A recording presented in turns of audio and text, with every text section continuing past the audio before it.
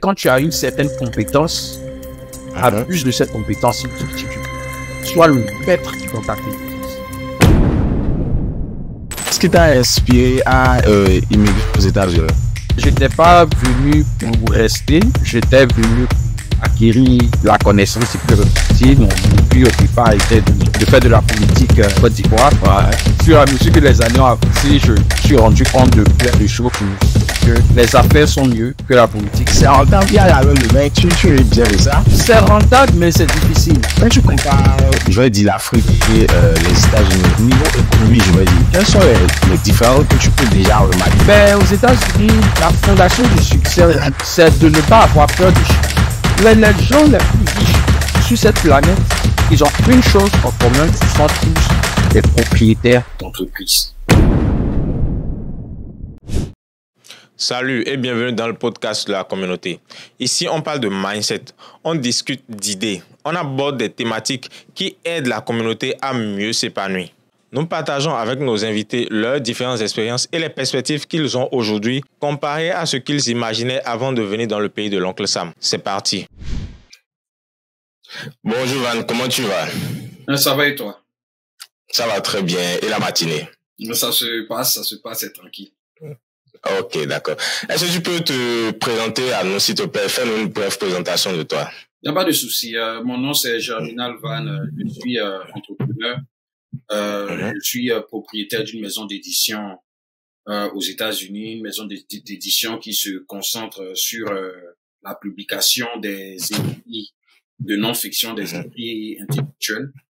Et voilà, je fais ça depuis un peu plus de 2 ans. Je suis aussi auteur de plus de 2 douzaines de livres. J'ai écrit au total 29 livres depuis 2018. Et voilà, je suis auteur, je parle aussi, je suis un orateur aussi, on peut dire ça comme ça. Je suis invité dans des événements et je donne mes perspectives politiques.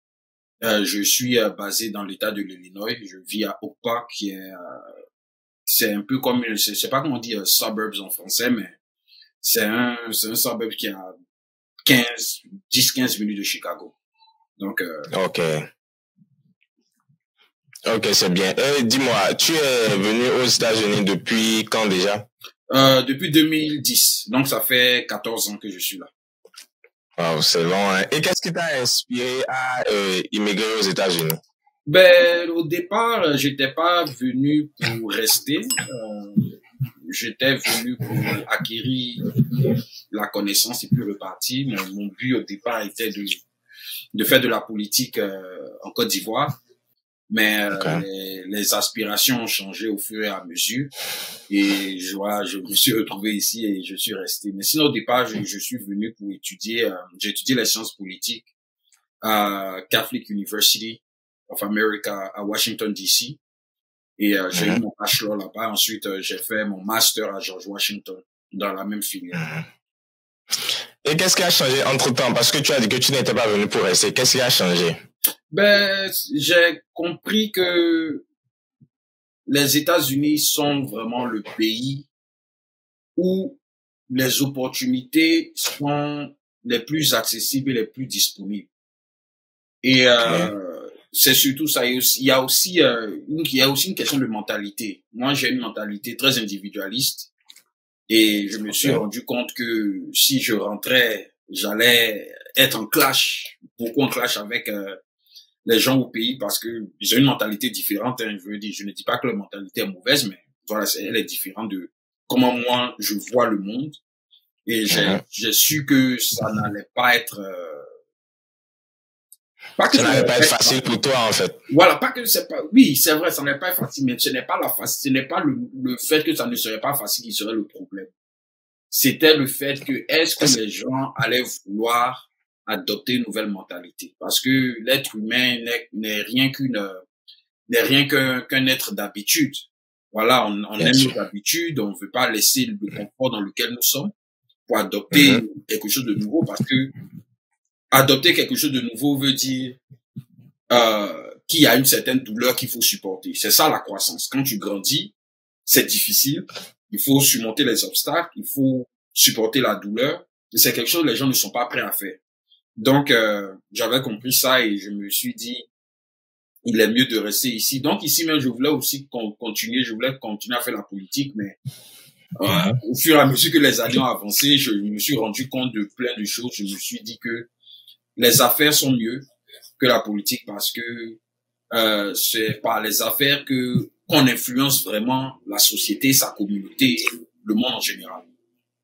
Dans ce pays aux États-Unis ici, c'est ça, non? Oui, c'est ça. Ok. Donc, tu te dis, tes parents au pays n'ont pas mal pris le fait que tu ne veux plus rentrer, que tu veux juste rester, continuer, faire ta vie ici. Tes proches n'ont pas mal pris ça? Non, au contraire. Moi qui voulais faire de la politique en Côte d'Ivoire au départ, ma mère n'était pas vraiment pour.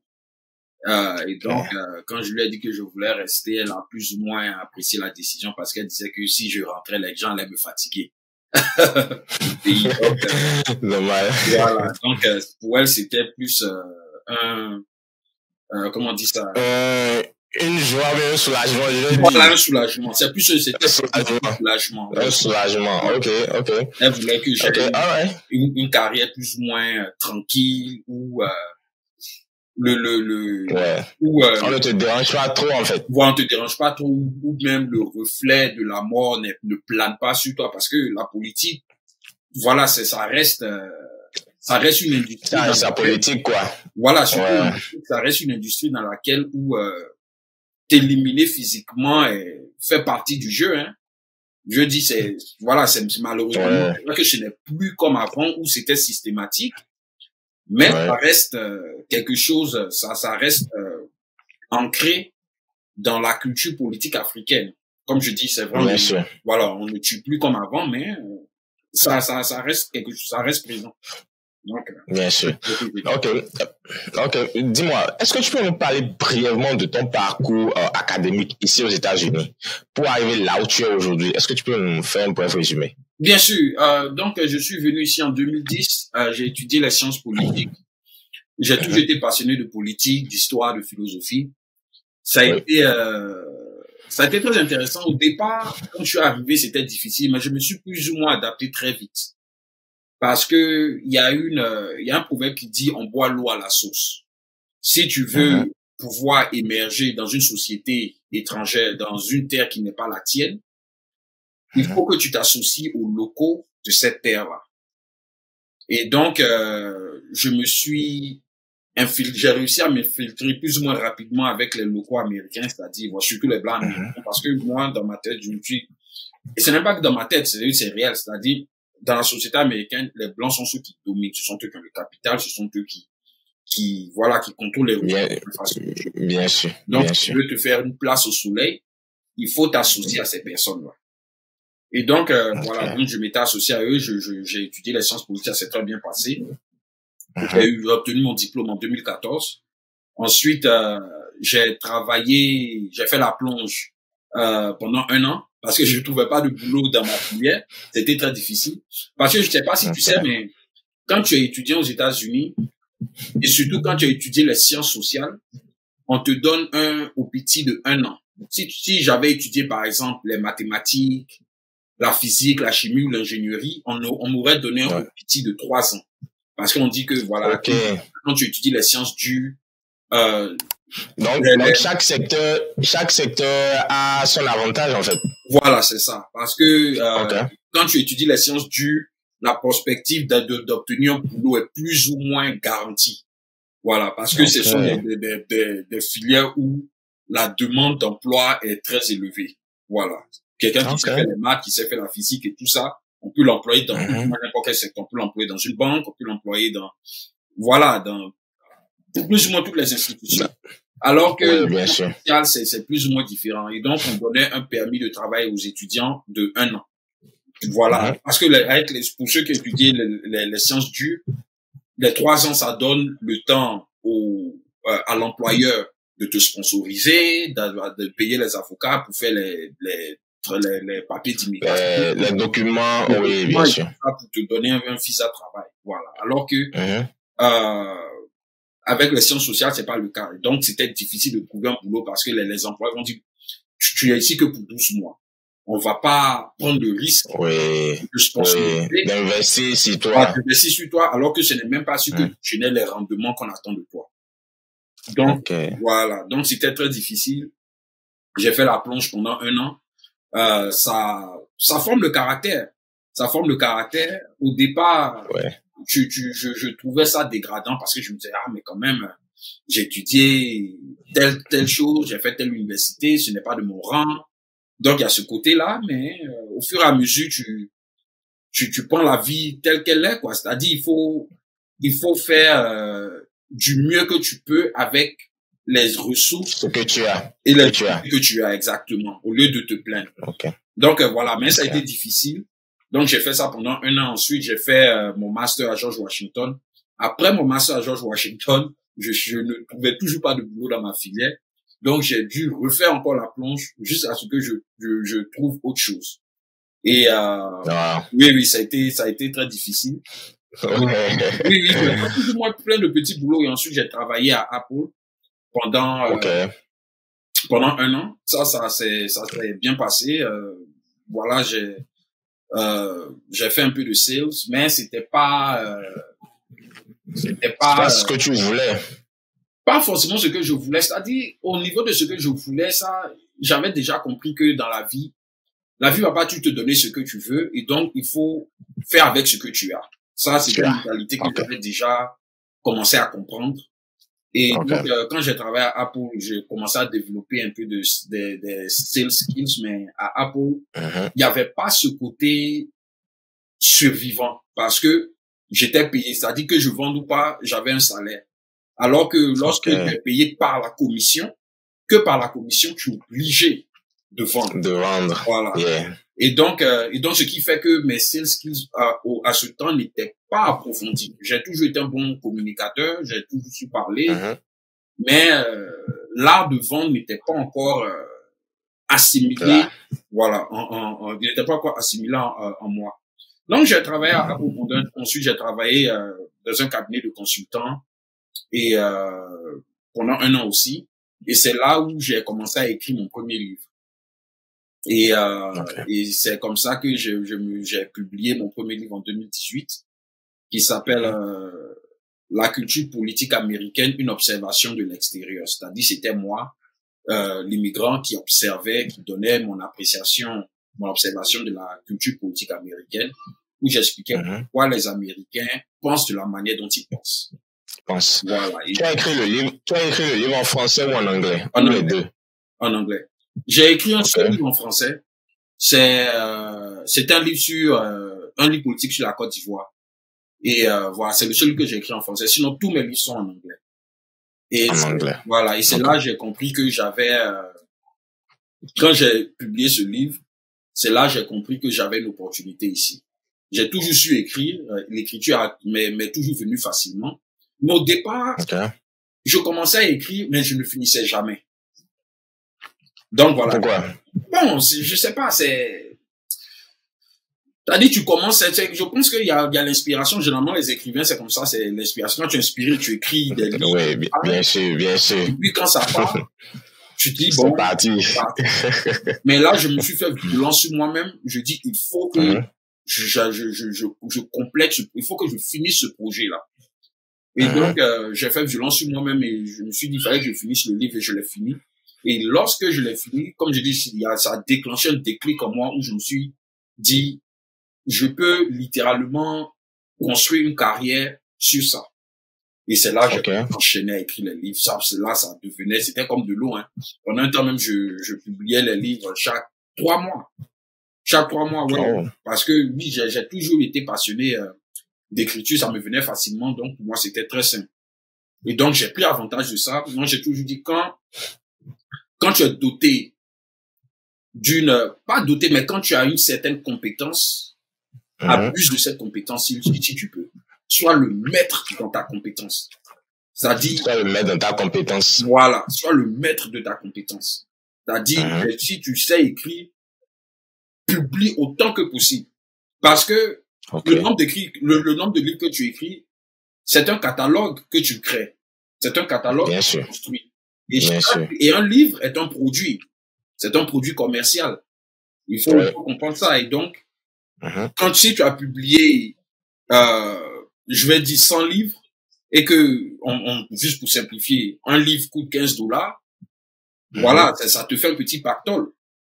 Donc, bien sûr. Voilà, donc, tu vois que, et donc c'est là que j'avais compris. Et là, ça avait un peu déclenché mon esprit entrepreneurial, mais je n'étais pas encore rentré dans l'entrepreneuriat jusqu'en 2021-2022. Et là, maintenant, tu me dis que tu es rentré dedans. Oui. Ce sont les livres là qui t'ont envoyé dedans, ou bien c'est quoi? Oui, ce sont les livres, et surtout, j'avais développé la compétence de l'édition. Parce que les auteurs savent écrire, mais ils ne savent pas éditer. Ouais. Voilà. Et donc, éditer, c'est-à-dire, bon, voilà, corriger les fautes, formater, faire que le livre soit livre. C'est-à-dire, quand tu lis un livre, tu vois, c'est bien justifié. Il y a peut-être le titre de chaque chapitre est alloté à son chapitre respectif. Tout ça, ce sont des techniques que les auteurs ne connaissent pas. Les auteurs, eux, ils écrivent le contenu, ça s'arrête là. C'est pour ça qu'une fois qu'ils ont écrit, ils envoient ça à une maison. Ils envoient ça à la maison d'édition. La maison d'édition maintenant qui fait le travail de publier le livre. Et donc, moi, j'avais développé ces deux compétences-là, l'écriture et l'édition. Et c'est là où j'ai vu que j'avais une opportunité maintenant de créer moi-même ma propre maison d'édition. Parce que je me rappelle, j'avais le livre que j'avais écrit en français, je l'avais envoyé justement à l'édition L'Harmattan. Et ils m'ont publié, mais le livre n'a jamais vendu, ils n'ont jamais fait la promotion, voilà. Ils ont bouffé les salauds. Et donc, voilà. Et je me suis dit que moi aussi, je peux créer ma propre maison d'édition. Parce que quand tu envoies ton manuscrit à une maison d'édition, ils te font attendre. D'abord, ils vont te faire attendre plus ou moins 1 mois, juste pour te dire qu'ils ont reçu ton manuscrit. Ensuite, ils vont te faire attendre. Bon, ils se disent, voilà, il y a plein de gens qui l'ont envoyé le truc. C'est l'excuse. C'est la version officielle. Officielle, Ensuite, ils vont te faire attendre encore des semaines, peut-être des mois, pour te dire si ils acceptent de te publier ou pas. Non, pendant ce temps. Du temps. Oui, pendant ce temps, tu es dans l'attente. Donc, tu es dans l'attente. Et puis, généralement, ils te disent non. Généralement, pas tout le temps, mais généralement, ils te disent non. Donc, moi, je me suis dit, mais, là, je dis, mais ce que ces gens font là, je sais faire la même chose. Ils sont pas au-dessus de moi. Et c'est là où je me suis dit, il est temps de créer ma propre maison d'édition. Parce que je connaissais des auteurs. Comme j'ai écrit beaucoup de livres, j'ai plus ou moins créé ma propre marque, en tant qu'intellectuel, surtout dans l'économie politique et tout ça. Et donc, il y a des gens qui lisent mes écrits, qui me suivent et qui disaient, moi aussi je veux écrire, mais j'ai peur de publier. Parce que j'ai l'impression que mes écrits ne sont pas assez bons. Et là, j'ai vu que j'avais une niche et je me disais, mais je peux justement aider ces gens-là à les publier, à les faire entrer dans la sphère des écrivains. De l'écriture. Voilà, dans la sphère de l'écriture. Et c'est là où j'ai créé GTV Publishing, que tu vois là, la maison d'édition, et puis voilà, c'est parti de là. Et tu as déjà eu à faire entrer combien de personnes dedans? Actuellement, j'ai 8 auteurs. J'ai 8 auteurs. Ça se passe plus ou moins bien. Certains sont très demanding. Je sais pas comment on dit demanding en français. Oui, bien sûr. On demande. Voilà. Non, pas en demande, mais voilà, ils sont beaucoup sollicités en fait.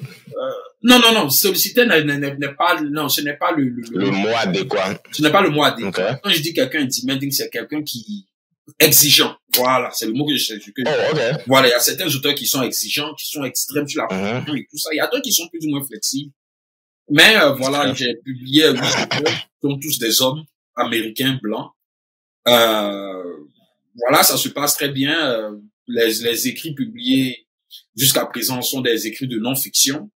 Dans la politique, voilà, dans la politique, dans l'économie, économie et histoire. Donc, ce sont ces trois là, c'est dans ces 3 branches que nous avons plus ou moins publié les livres depuis que la compagnie a été fondée.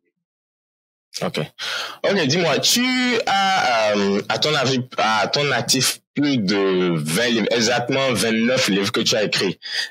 Si je vais poser la question, c'est rentable, il y a l'argent dedans, tu vis bien de ça?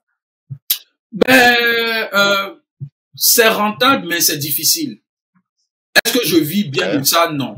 Ce n'est pas, à moins que je sois célèbre. Non. C'est-à-dire que si tu veux vivre de tes droits d'auteur, il faut que tu vendes des milliers, des centaines de milliers d'exemplaires ou soit des millions d'exemplaires. Sinon, ça va être très difficile. Et les livres que moi j'écris, ce sont des livres analytiques. Donc, c'est déjà assez difficile pour le lecteur lambda. Voilà. Parce que quand c'est analytique, voilà, ça demande énormément de concentration. Ouais. Il faut être à un certain niveau pour comprendre en fait ce que tu écris. Voilà. Pourtant, j'ai un style d'écriture qui est relativement simple. C'est relativement simple. Quand tous ceux qui m'ont lu m'ont toujours fait le même retour que quand on lit, on te comprend. Parce que voilà, je suis quelqu'un, moi je dis ce que je pense, je passe pas par 4 chemins. Et de la manière dont je dis ce que je pense, c'est de la même façon que j'écris. Tu écris. Voilà. J'ai pas besoin de tarauder autour non, là, tu vas direct au but. Exactement. Mais c'est juste que les sujets que je traite sont des sujets complexes qui intimident les lecteurs en général. Donc, c'est pour ça que les livres ne vendent pas autant tel qu'ils devraient vendre. C'est-à-dire, si j'avais une certaine célébrité, il n'y a pas de problème. Mais souvent, même quand tu es célèbre, à cause de certains sujets que tu traites, la rentabilité n'est toujours pas ça. Mais comme je dis, si tu es célèbre, tu peux vivre de ça. Il y a un auteur américain, un économiste noir américain qui s'appelle Thomas Sowell. Et lui, par exemple, il vit très bien de ses droits d'auteur. Il vend des milliers, sinon des millions d'exemplaires de ses livres. Pourtant, les livres qu'il traite, ce sont pas des livres de fiction, ce sont des livres sur l'économie, il explique par exemple pourquoi il y a eu la crise de 2008. Ce sont des sujets sérieux. Mais comme il a une certaine autorité, il a une certaine célébrité, il est connu nationalement, il est connu internationalement. Donc, ses livres vendent. Ok.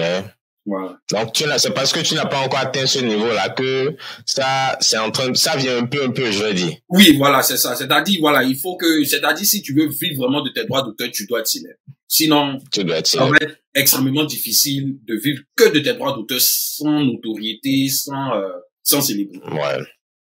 Ok. À part les livres, tu as d'autres activités à côté. Est-ce que tu peux nous parler un peu de ça? À part les livres, je suis propriétaire de la maison d'édition, c'est ma source principale de revenus. Et en termes de source principale de revenus, ce n'est pas que la vente des livres, il y a aussi les services, il y a d'autres services que la compagnie offre. Il y a les services de communication, il y a les services d'écriture, c'est-à-dire, il y a des gens qui peuvent écrire des livres, mais ils n'arrivent pas à écrire. Et donc, nous, on offre ce service-là d'écrire le livre pour eux. Voilà. Donc, il y a ça. Il y a, si par exemple, tu as écrit un livre, tu as écrit un manuscrit que tu veux qu'on édite simplement sans te publier. Peut-être que tu as une maison d'édition qui va te publier, mais tu dis, je veux que ta maison d'édition édite mon livre spécifiquement. On a un service pour ça. On a des services de traduction. Donc voilà, on a plein de services qui font en sorte que, voilà, la compagnie. Et tu es seul dans l'entreprise ou bien tu as des personnes avec qui tu travailles? Non, j'ai des personnes avec qui je travaille, mais c'est sous contrat. C'est ce qu'on appelle des tenants. Sinon, je suis, je suis le seul actuellement. Parce que pour l'instant, je me dis que je n'ai pas besoin d'embaucher à plein temps. D'embaucher à plein temps, ouais. Voilà. Et donc, si j'ai besoin d'un coup de main parce que je suis submergé, je peux embaucher quelqu'un. Je vais il y a ce qu'on appelle, il y a un site là qui s'appelle Upwork où les gens proposent. Upwork, yeah. Ils disent oui, je prends un service, voilà, je suis payé à l'heure, temps, voilà, voici le montant, etc. Et puis voilà, tu dis je veux que tu édites ce livre là, etc., etc. Et puis voilà. Donc c'est des contractors. Ok. Alright, ça c'est bien. Maintenant, revenons un peu sur la vie aux États-Unis ici. Dis-moi, quand tu compares je vais dire l'Afrique et les États-Unis, quels sont les niveaux économiques, je veux dire? Quels sont les différents que tu peux déjà remarquer à ce niveau-là? Parce que on a remarqué un certain succès ici. Bon, on va dire ça vient en Afrique aussi, mais qu'est-ce qui a été, selon toi, ce qui a fait ce succès-là ici? Aux États-Unis? Ouais, aux États-Unis. Ben, aux États-Unis, la fondation du succès aux États-Unis, c'est de ne pas avoir peur d'échouer. Okay. Aux États-Unis, quand tu tentes et que ça ne marche pas, c'est une victoire. C'est ce que les gens, la plupart des gens ne comprennent. C'est une victoire parce que ça fait partie de ton histoire que tu vas raconter le jour où tu réussiras. Okay. Et l'Amérique a toujours été un pays de l'esprit entrepreneurial. L'Amérique a été fondée par une compagnie, par différentes compagnies, au fait. C'est ce que les gens ne comprennent pas. Alors qu'en Afrique, quand tu veux tenter, on te dissuade immédiatement. Non, mais et si ça marche pas? Mais pourquoi ça va pas marcher? Laissez-moi tenter. Laissez-moi tenter. Si maintenant ça marche pas, ça marche pas. Si ça marche pas, on retente encore. Et pourquoi ça? Pourquoi est-ce qu'il te dissuade d'essayer? Selon toi? Non, mais selon moi, les gens ont peur de prendre des risques. Alors qu'il n'y a pas de récompense sans risque. Il faut que tu tentes pour savoir si ça va marcher ou pas. Si ça n'a pas marché, tu apprends de tes erreurs, tu prends du recul et tu recommences encore. Les gens les plus riches sur cette planète, ils ont une chose en commun, ce sont tous des propriétaires d'entreprises. Ce sont tous des propriétaires d'entreprises. Quand tu regardes la liste Forbes, là, Elon Musk, Jeff Bezos, Warren Buffett, Larry Ellison, tous ces gars-là, ils sont propriétaires d'entreprises. La plupart des gens qui deviennent riches aux États-Unis, c'est parce qu'ils ont des entreprises. Tu ne deviens pas riche en étant W2. Non, tu ne deviens pas riche. Je vais dire un 9 to 5. Voilà, tu ne deviens pas riche comme ça. Lui, tu peux gagner beaucoup en termes de salaire. Ouais, c'est ce que je voulais dire. Il y a des gens qui travaillent 9 to 5, ils sont bien contents, ils gagnent bien. Oui, ils gagnent bien, mais est-ce qu'ils contrôlent leur salaire? Ils ne contrôlent pas. Le jour où on décide de te renvoyer, on te renvoie, puis ça ne va pas quelque part. Oui, moi, c'est bien. C'est ce qui fait peur le plus ici, quoi. Mais oui, mais absolument. Même si tu gagnes $500,000 l'année, le jour où la compagnie décide de te libérer, on te libère, puis ça ne va pas quelque part. Mais lorsque tu as ta compagnie, là, on ne peut pas te libérer. Parce que quand tu fondes une compagnie, il faut comprendre qu'il y a une différence entre le fondateur et le CEO. Quand tu fondes ta compagnie au départ, tu as le fondateur et tu as le CEO. Et puis au fur et à mesure que la compagnie grandit, l'entreprise grandit, tu commences à avoir un board, tu as des investisseurs qui régulent un peu comment les choses se font et tout ça. On peut te renvoyer en tant que le CEO. Parce que le CEO est un employé de l'entreprise. Mais comme le fondateur, on ne peut pas te renvoyer en tant que fondateur. Donc, tu as des parts dans l'entreprise. Et donc, quand la valeur de l'entreprise augmente, la valeur de tes parts augmente et donc ta fortune augmente. Comme je dis, toutes les personnes les plus riches du monde, eux tous, la fondation, le fondement de leur fortune est attaché à leur compagnie, à leurs entreprises. Et donc, aux États-Unis, les gens qui deviennent riches en général, ce sont des gens qui créent des compagnies, des entreprises, qui les rendent rentables et qui les vendent.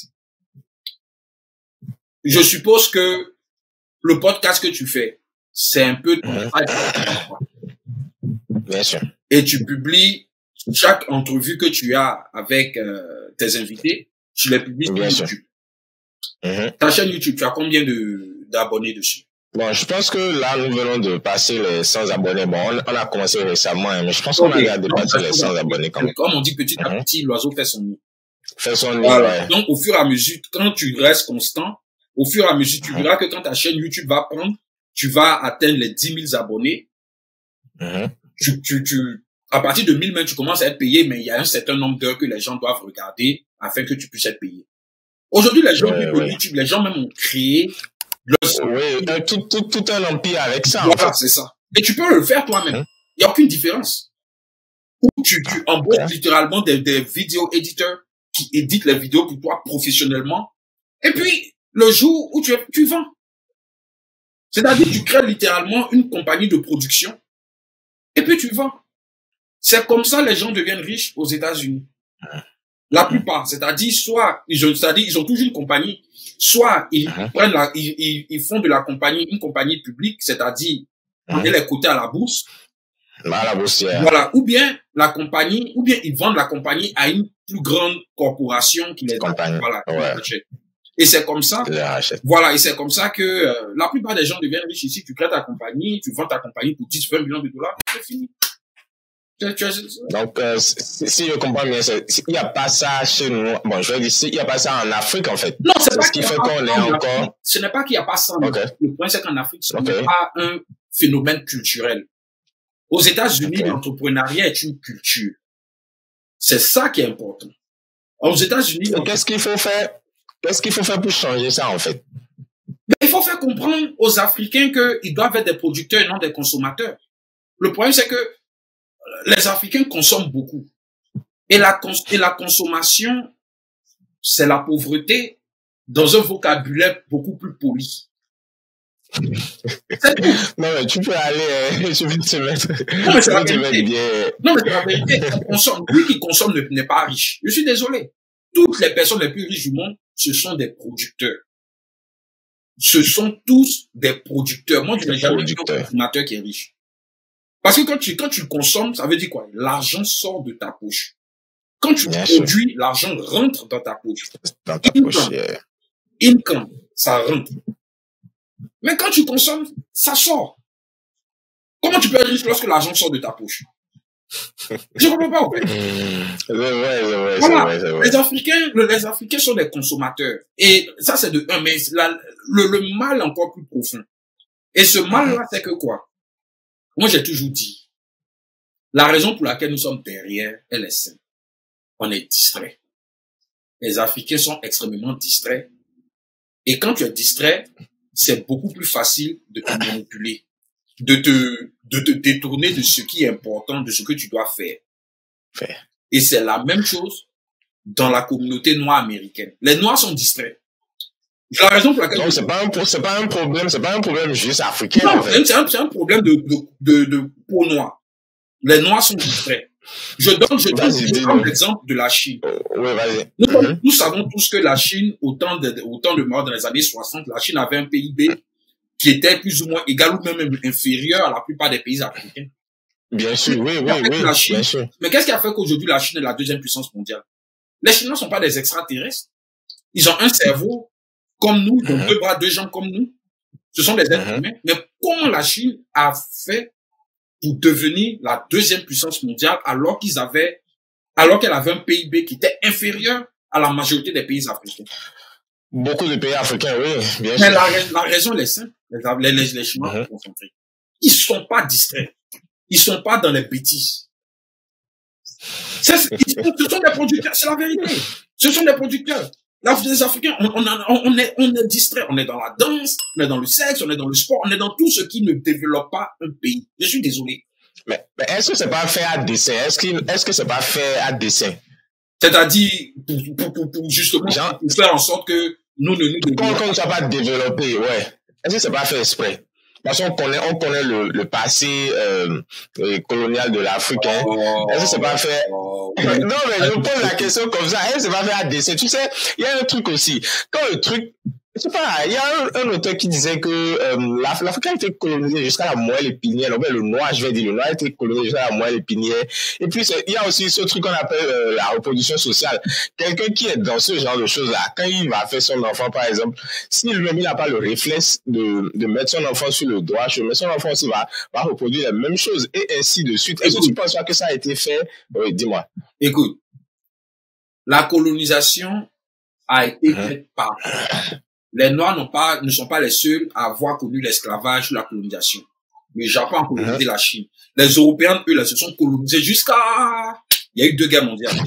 Non, disons les choses. En Amérique, tout le monde s'est colonisé. On s'est colonisé partout. Mais une fois de plus, lorsque tu es généralement émotionnel et distrait, c'est facile de te maintenir dans la brutalité. C'est facile de t'abrutir. Okay. C'est-à-dire, le problème de l'Afrique, c'est que les Africains ne sont pas encore arrivés à une certaine maturité politique. À maturité politique, je ne parle pas forcément de la politique. Je vais dire une maturité sociale. C'est-à-dire, penser long terme. Et c'est pour ça que j'ai donné l'exemple de la Chine. Parce que la raison pour laquelle la Chine est où elle est aujourd'hui, c'est parce que les Chinois ont pensé long terme. Il y a eu un sacrifice générationnel chez les Chinois. Oui, bien sûr. Les Africains ne sont pas prêts à faire, les Noirs en général ne sont pas prêts à faire ce sacrifice générationnel. Je dois dire les Noirs parce que, par exemple, quand tu regardes aux États-Unis, les Noirs américains ne dominent pas les secteurs productifs de l'économie américaine.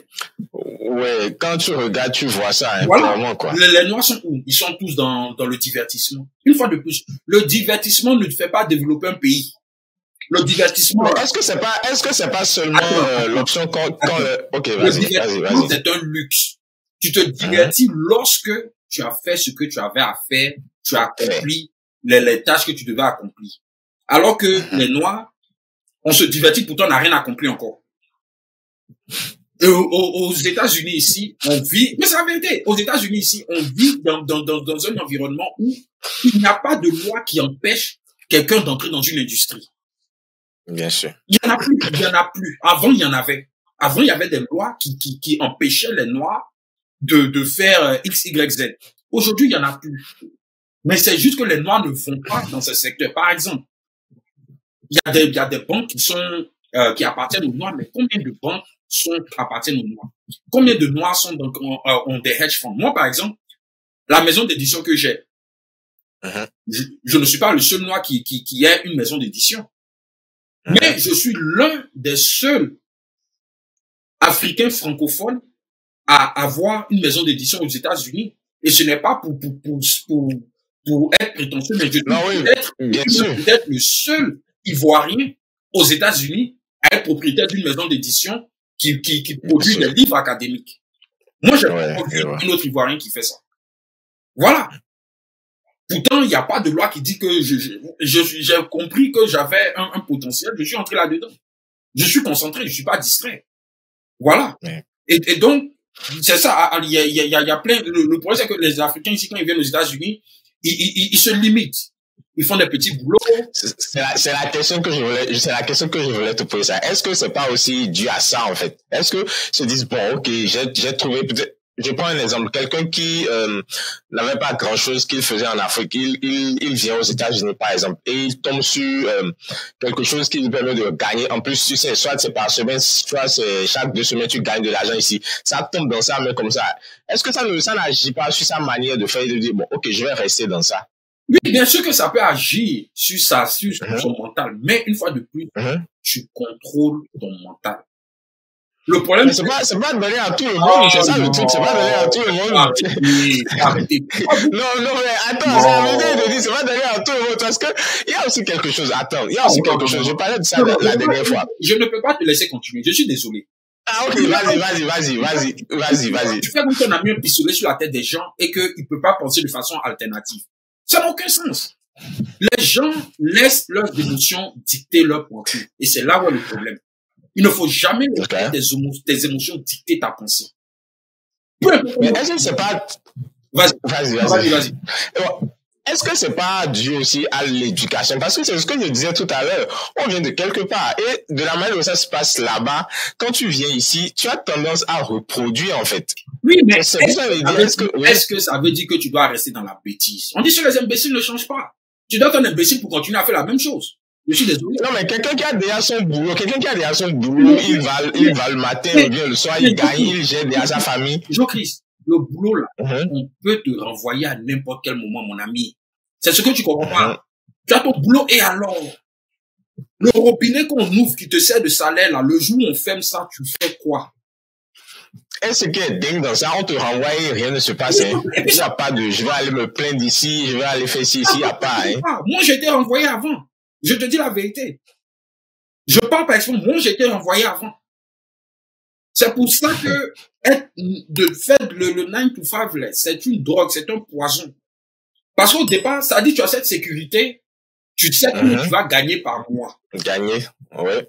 Mais, La fondation de ce problème-là est que tu ne contrôles pas ton salaire. Le jour où on veut couper les effectifs, les gars vont couper sans état d'âme. Et ce n'est pas parce qu'ils sont méchants, mais c'est parce que pour une compagnie, là, pour une entreprise, il y a deux choses qu'ils regardent. Le capital et la main-d'œuvre. Et pour une compagnie, le capital est plus important que la main-d'œuvre. Ouais. En vrai, ici aux États-Unis. Hein. C'est partout, c'est la loi du marché, c'est partout, ce n'est pas qu'aux États-Unis. Non, mais je dis plus aux États-Unis parce que, je veux dire, en Europe, avant qu'on ne renvoie quelqu'un, c'est pas aussi facile, quoi. Mais c'est toute une procédure. Oui, mais en Europe, ils ont changé les lois pour rendre le marché inefficace. Normalement, quand tu dois renvoyer, tu renvoies. Pourquoi? Parce que, comme je dis, il y a le capital et il y a la main-d'œuvre. Quand une compagnie prend une décision, quand une compagnie génère énormément de revenus, qu'est-ce qui se passe? Comme il y a un excès de capital, donc maintenant la compagnie décide de restructurer la main-d'œuvre. Il y a des promotions, les gens voient leur salaire augmenter et tout ça. Augmenter, ouais. Pourtant, la compagnie embauche encore plus de personnes. Mais quand la compagnie ne gagne pas assez, qu'est-ce qu'elle fait? Il y a moins de capital. Qu'est-ce qu'elle fait? Elle réduit les effectifs. C'est-à-dire, le capital, elle ne touche pas au capital. C'est la main-d'œuvre qu'elle restructure tout le temps. Donc, elle réduit les effectifs. Il y a des gens qu'on va démouvoir, il y a d'autres qu'on va renvoyer. On va dire, mon ami, on n'a pas assez, on te paye comment? Tu rentres à la maison, tu pleures, mais c'est pas notre problème. Parce qu'il ne faut pas oublier aussi que le propriétaire de l'entreprise, là, il est liable aux lawsuits. C'est ça. L'employé, lui, il est tranquille. Si la compagnie fait faillite, il va chercher du boulot ailleurs, il son CV et puis il applique ailleurs. Mais le owner, là, lui, il doit faire face à la justice. Il doit faire face à ses créditeurs. Ah oui. Ah oui. C'est ce qu'il faut comprendre. C'est pour ça que je dis que faire ton 9 to 5, c'est bien. Le 9 to 5 ne doit pas être, comment on dit ça? C'est-à-dire, ça doit être quelque chose de temporaire. Ça ne doit pas être permanent. Tu dois vouloir passer à un autre niveau. Voilà. Alors que maintenant, tout le monde fait ça, un truc permanent. Oh, je vais travailler pendant 40 et puis prendre ma retraite. Mais on peut te renvoyer à n'importe quel moment. C'est-à-dire, oui, d'accord, je suis d'accord qu'on peut te renvoyer à n'importe quel moment, mais il y en a qui travaillent pendant vraiment longtemps et gagnent bien et qui ont le temps de se mettre de l'argent de côté. Oui. Bon, ce que je veux dire, même faire le 9 to 5, bon, pour moi, je trouve que c'est pas si mal si tu gagnes bien. Mais, c'est pas, du fait de dire, on peut te renvoyer à tout moment. Oui, on peut te renvoyer à tout moment. Mais c'est pas dans tous les cas. Non, ce n'est pas quelque chose de ce n'est pas dans tous les cas. Le problème est que tu ne contrôles pas ton income. C'est là où est le problème. Tu contrôles pas ton income. Donc pour toi, on doit pouvoir être en mesure de contrôler. Oui, tu dois être en mesure de contrôler ton income.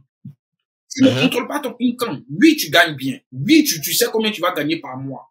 Mais une fois de plus, on peut te couper ça à n'importe quel moment. C'est là où est le problème. Donc si tu prends ça pour acquis, tu te dis oui, c'est tranquille, je n'ai pas à me soucier. Parce que c'est de ça qu'on dit, c'est ça que Warren Buffett dit. Lorsque tu es 9 to 5, tu as un pas de la pauvreté. Parce que c'est la seule source de revenus que tu as. Si tu n'as pas d'autres sources de revenus, et qu'on te coupe cette source de revenus que tu as, mais c'est fini. Tu fais comment? Si tu as ton 9 to 5 et que tu as un salaire sur le côté, c'est tant mieux. Et moi, je t'encourage personnellement, Joe-Chris, à grandir ta chaîne YouTube. Comme ça, tu n'as pas à aller, parce que le gars pour qui tu travailles là, c'est lui que tu enrichis. Oui, il te paye. Bien sûr. Voilà, bien sûr. Tu prends ton salaire à la fin du mois, non, ou chaque 2 semaines. Mais c'est bien sûr. Voilà. Mais heureusement, tu as ton side gig. Maintenant, les interviews que tu fais sur YouTube, tu dois prendre ça sérieusement. Parce que si YouTube commence à te payer, tu n'as plus besoin de te lever pour aller travailler pour le gars.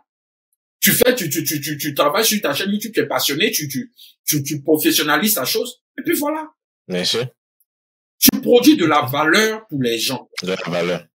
Donc, c'est ce qui manque aux Africains, en fait, ici aux États-Unis. Bon, je précise ici aux États-Unis parce que je suis beaucoup plus tourné vers la communauté ici, en fait, parce que j'aimerais qu'on donne des tips, qu'on parle un peu des Africains ici, des trucs qui peuvent les aider, en fait. Tu vois, c'est pour ça que je mets souvent l'accent sur ça. Oui, mais c'est ce que je dis justement. Il faut que les Africains, aux États-Unis, ou quand même en Afrique, mais comme on est dans le cas. En Afrique, oui, bien sûr, oui, c'est la même chose. Voilà, en fait. il faut que nous changions notre approche.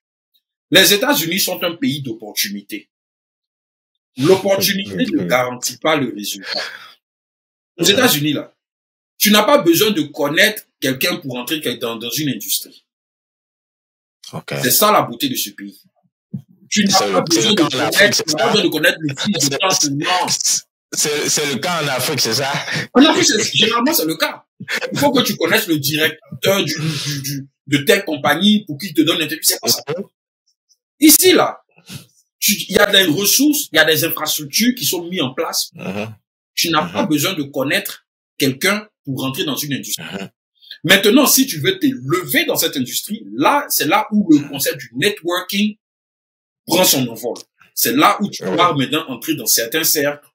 Voilà, pour pouvoir faciliter ton entrée, pour pouvoir faciliter ton ascension, ton apogée. Mais, pour entrer dans une industrie, moi, je suis rentré dans l'industrie du publishing, de l'édition, là. Je connaissais qui? Je connaissais personne. Je suis pas allé voir le fils de quelqu'un ou le mari de, je sais pas. Je suis entré dans la chose, j'ai vu que il y avait une niche, j'ai une compétence, il y a une niche, je suis entré là-dedans. J'ai commencé à créer de la valeur pour les autres. C'est pour ça que j'ai des auteurs, c'est pour ça que les gens achètent, non pas seulement mes livres, mais les livres de mes auteurs aussi. De tes auteurs, voilà. Oui. Aussi simple que ça. Quand tu crées de la valeur, les gens viennent et ils voient que tu crées cette valeur-là, les gens en demandent. Voilà, supply creates its own demand. C'est clair.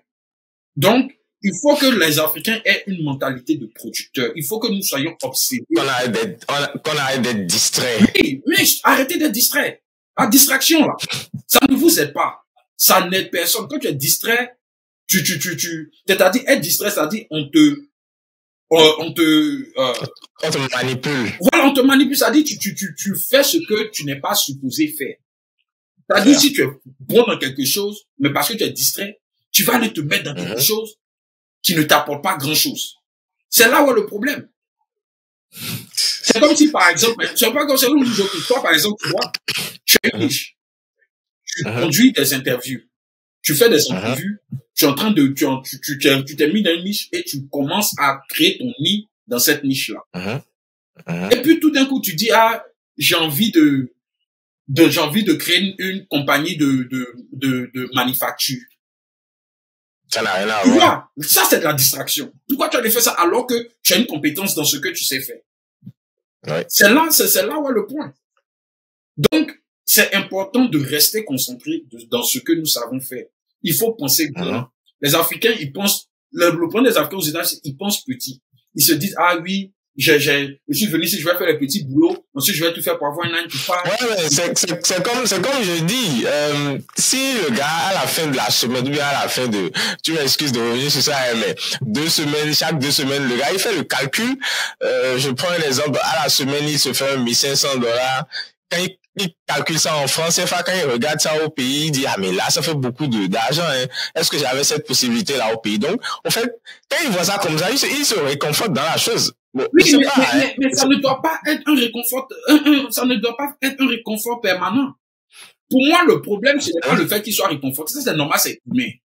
Mais le point, c'est que ça ne doit pas être permanent. Il doit chercher à gagner plus. Voilà, tu dois gagner plus. Parce que quand tu es business owner, il n'y a pas de limite à combien tu peux gagner. C'est ce que les gens ne comprennent pas, au fait. Il n'y a pas de limite à combien tu peux gagner. Non, mais oui, il n'y a pas de limite à combien tu peux gagner, mais c'est comme ça aussi, tu peux aussi rien gagner, hein. Oui, tu peux ne rien gagner. C'est vrai. Et c'est pour ça que justement, c'est ton rôle. C'est ta mission de faire en sorte de gagner. C'est pour ça qu'on dit que les États-Unis sont un pays d'opportunité, mais l'opportunité ne garantit pas le résultat. Le succès. Voilà, ça ne garantit pas le résultat, ça ne garantit pas le succès. C'est à toi de faire en sorte d'avoir ce succès-là. L'opportunité, elle est là. On dit, voici, tu peux entrer dans cette industrie. Voilà, ça c'est l'opportunité qui est là. Maintenant, c'est à toi. You have to make the best you can of what you have. Yeah. Booker T. Washington a dit, cast down your bucket where you are. Il a dit, peu importe où tu es, crée, sois productif, crée quelque chose qui va créer de la valeur pour les autres. Pour les autres. C'est comme ça que dans ça, tu pourras gagner. Voilà, c'est comme ça que tu deviens riche. Mm-hmm. Même au temps de l'esclavage, il y avait des Noirs américains qui étaient déjà millionnaires. Au temps de l'esclavage. L'esclavage était encore institutionnalisé. Il y avait des Noirs qui étaient millionnaires. Comment ils faisaient? C'est pas, pourtant, ils sont hommes. Ils sont êtres humains comme nous. Ils n'ont pas un cerveau qui est plus grand que le nôtre. Pourtant, ils étaient millionnaires. Comment ils faisaient? Ils créaient de la valeur pour les Blancs. Voilà. Pour les Blancs racistes, c'est eux-mêmes qui achetaient leurs produits. Aussi simple que ça. Tu crées de la valeur, tu es compensé en fonction de ce que tu crées. Aussi simple que ça. Lui, le gars, il vient, il peut gagner $1,500 et puis il transforme ça en CFA, il est content, il pense qu'il est millionnaire. Ben, pourquoi ne pas gagner 3 000? Pourquoi ne pas gagner 5 000? Pourquoi ne pas gagner 10 000? Voilà.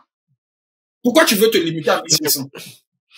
Non, mais bon, Voilà. bon, en fait, c'est Parce que là, peut-être tu ne te rends pas compte, mais tu es en train de défendre la mentalité du pays.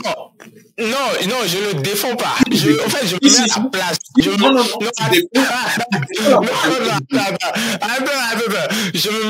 mets à la place. Je me mets à la place de quelqu'un qui réfléchit de cette manière. Mais justement, c'est ce que tu es en train de faire. Tu te mets à la place. Non, laisse-moi finir. Tu te mets à la place. Tu es en train de façon inconsciente, tu es en train de défendre la mentalité de la pauvreté. C'est-à-dire la mentalité de la pauvreté, c'est quoi? C'est la mentalité de la médiocrité et du contentement. Ah, bon, voilà, je gagne 1,500. Bon, c'est pas ce que je gagnais au pays. Ce que je gagne ici, c'est beaucoup plus quand je convertis. Quand je suis peinard. Bon, en fait, non, tu sais, il faut quand même, j'essaie de comprendre comment est-ce qu'ils peuvent réfléchir. Maintenant, ce sera à toi de dire, ok, d'accord, c'est comme si, c'est comme ça. Parce que moi, je sais, honnêtement, gagner 1,500, tu peux faire plus. Le podcast que j'ai eu à faire avec Paul, après, on a discuté par rapport à 2-3 choses.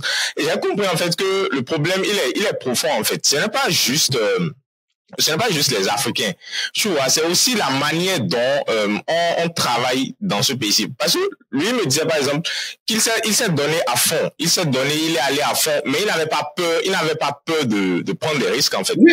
Donc j'ai compris ça, j'ai compris que c'était pas un truc du genre 9 to 5, c'est prendre le risque, le problème en fait. Oui, il faut prendre des risques. Parce que si tu ne prends pas des risques, tu ne vas pas pouvoir atteindre ton potentiel total. L'inégalité des richesses, là, c'est l'une des plus belles choses au monde. Ah bon? Ah oui, bien sûr. C'est l'économiste qui parle, c'est ça? Oui, l'inégalité des richesses est l'une des plus belles choses au monde. Le riche, le riche qui est devenu riche par l'entrepreneuriat, là, il mérite des milliards qu'il a. Si tu es pauvre, c'est de ta faute. Tu peux être non, tu vois, par exemple, ce que tu viens de dire là. Oui. Ce que tu viens de dire là. Et c'est pour ça que je dis que je me mets souvent, ce n'est pas personnel. Moi, je me mets souvent à la place de quelqu'un de lambda qui peut-être ne comprend pas ce qu'on est en train de dire. Tu dis que, attends. Pour leur faire comprendre. Oui, non, attends, oui, je viens. Tu as dit que le milliardaire, celui qui a gagné ces milliards là, il mérite ça. Mais celui qui fait le 9 to 5 aussi, il peut gagner et devenir, je vais dire, multimillionnaire, même s'il n'est pas milliardaire. Ok. Bon, ok. On va... Ok, vas-y. D'abord, ce que tu dis est incohérent. Pourquoi? Ok. C'est incohérent parce que le 9 to 5, là, je te dis, lorsque tu regardes le corporate ladder, les gens qui gagnent les salaires qui sont approximatifs du million et un peu plus, ce sont généralement tous des CEO. Lui qui fait un 9 to 5 régulier comme ça, qui n'est pas le CEO, ne va jamais gagner 500 000, à plus forte raison 1 million. C'est-à-dire plus on monte, laisse-moi finir. Plus on monte dans la pyramide, plus le nombre de personnes qui peuvent gagner la somme que tu as dit là est très restreinte. Très restreinte. Alors que, c'est-à-dire que, par exemple, il y a 5 personnes qui se battent pour une seule position, pour gagner ce salaire-là. Alors que ces 5 personnes qui se battent pour cette position-là, c'est 5 LLC. Chaque personne peut être une compagnie. Maintenant, ça ne veut pas dire qu'eux tous ils vont gagner au même moment, mais eux tous ils peuvent atteindre le même rendement, le même revenu à leur rythme. C'est ça la beauté de l'entrepreneuriat. Ton premier chapitre là, faut pas comparer ton premier chapitre au chapitre 20 de l'autre. Voilà, lui il est dedans il y a longtemps. Tu sais pas ce qu'il a fait pour être où il est. Tu sais pas ce qu'il a dû endurer. C'est ça. Donc quand on se bat pour dire ah oui, parce que un gars qui fait 9 to 5 qui gagne 500 000, c'est pas un analyste régulier. C'est les CEO, c'est les exécutifs. Mais les exécutifs, là, tu sais, il y a combien de gens qui se battent pour avoir cette position? C'est là où est le problème. Alors que lorsque tu es le propriétaire de ta compagnie, là, d'abord les 500 000 et 1 million dont tu parles, là, quand tu es propriétaire, là, ta compagnie peut générer 100 millions. Bon, et les docteurs, les avocats, les juges, oui. Qu'est-ce que c'est là? Oui, mais par exemple, les avocats, la plupart des avocats, ce sont des gens qui ont eux-mêmes leur law firm. Ils ont leur law firm. Ça veut dire qu'ils ont leur propre business dans l'industrie du droit. La même chose pour les docteurs. Ils ont leur private practice dans l'industrie médicale. C'est ça. Maintenant, les docteurs qui n'ont pas leur private practice, qui travaillent dans un hôpital et qui sont payés autant, ce n'est pas eux tous. Il y a une compétition. Ils sont sélectionnés. C'est-à-dire, ils peuvent être 10, 20 à compétir pour ce même poste. Voilà. C'est ce qu'il faut comprendre. C'est pour ça que je dis que tu peux être né pauvre. Ce n'est pas de ta faute si tu es né pauvre. Mais c'est de ta faute si tu meurs pauvre.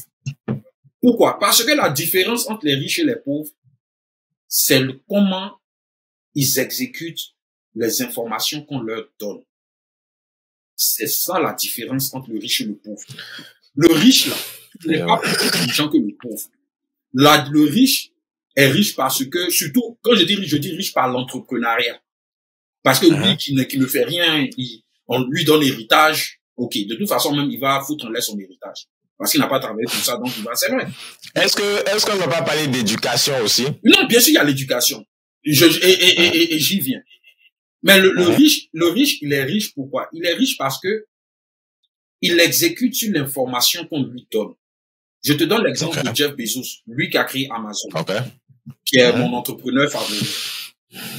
Quand Jeff Bezos, quand Jeff Bezos, c'est vrai. C'est vrai, c'est le meilleur. Tu penses que je te coupe pas, mais tu penses que c'est le meilleur?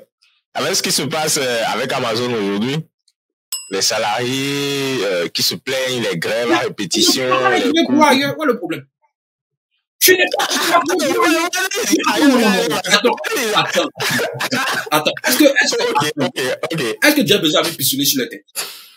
Tu n'es pas content, il y a un contrat. Tu n'es pas content, va trouver du ailleurs. Je suis désolé. Si tu n'es pas content du salaire qu'on te donne, va appliquer ailleurs. Tu n'es pas obligé de travailler pour Amazon. Tu te plains, mais toi-même tu achètes les produits d'Amazon. Alors, tu parles de quoi? Jeff Bezos, c'est le meilleur entrepreneur c'est l'un des meilleurs entrepreneurs dans ce 21e siècle. La raison pour laquelle je parle de lui, c'est parce que, comme il a créé Amazon, il travaillait d'abord pour une hedge fund. Oui. À New York. Je pense à New York ici. New York. Il travaillait pour une hedge fund à New York qui s'appelle D.E. Shaw. Il faisait quantitative hedge fund. Et il gagnait plus ou moins bien sa vie. Hein. Il avait même été promu vice-président. Il avait son 9 to 5, voilà, comme tu toi, tu aimes les 9 to 5, là. Il avait son 9 to 5. Je ne défends pas. Il faut pas dire que je défends. Il avait son 9 to 5, tranquille, il gagnait 150 000, peut-être 200 000. C'était bien. Mais, il avait des idées plus grandes que ça. Et il est tombé sur l'information qui a tout changé, qui a tout déterminé. Cette information, c'est laquelle? Il est tombé sur l'information que, avec l'Internet, tu peux générer plus de 2300% de retour en investissement. C'est là maintenant où la mentalité fait la différence. Entre le 9 to 5, entre le 9 to 5 et la mentalité entrepreneuriale, entre le riche et le pauvre. Quand Jeff Bezos est tombé sur cette information, il avait deux choix. Le premier choix. Ah, ok. Waouh, c'est impressionnant, ça a l'air bien. Et puis c'est fini, ça s'arrête là. Il continue sa journée. Il n'a plus besoin d'y penser. Et le deuxième choix, ok, je suis tombé sur cette information. Comment je peux faire pour justement générer ce genre de revenus? Et on sait tous le choix qu'il a fait. Il a pris la deuxième option. Aujourd'hui, on sait où il est. Je ne te coupe pas, hein, mais dis-moi, est-ce que c'est pas parce qu'il était dans une certaine sphère donnée qu'il a eu cette information-là? Parce que je me dis, tout le monde n'avait pas accès à cette information, surtout dans ce temps-là, en fait. C'était pas parce qu'il était dans un réseau, dans un cercle, à un certain niveau qu'il a eu cette information. Ce n'est pas la sphère qui est le plus important, c'est ce que j'ai dit. C'est l'exécution. C'est pour ça que j'ai dit, Jeff Bezos avait deux options. Il est tombé sur cette information. La première option, c'était de dire, OK, c'est bien, et puis ça s'arrête là. Il passe son chemin. Lui, il avait l'information qu'avec Internet, on peut faire telle chose. Tout le monde n'a pas cette information-là. Autant de Jeff Bezos, c'est vrai, tout le monde n'avait pas cette information. Mais Jeff Bezos, voilà. Non. Mais ça n'invalide pas le fait que Jeff Bezos n'était pas obligé d'exécuter sur l'information qu'il a eue. Non, mais si d'autres personnes aussi avaient eu l'information, eux-mêmes, peut-être qu'ils auraient eu ce réfléche-là aussi. Pas forcément. C'est ce que je peux dire, quoi. Oui, mais pas forcément, mais peut-être aussi, c'est dans les deux sens. Non, mais c'est là où l'individualité, justement, maintenant se différencie. Comme je dis, il est tombé sur cette information. Il avait deux options. Soit il passe son chemin, il dit, OK, c'est bien, et puis il s'en fout, il passe son chemin.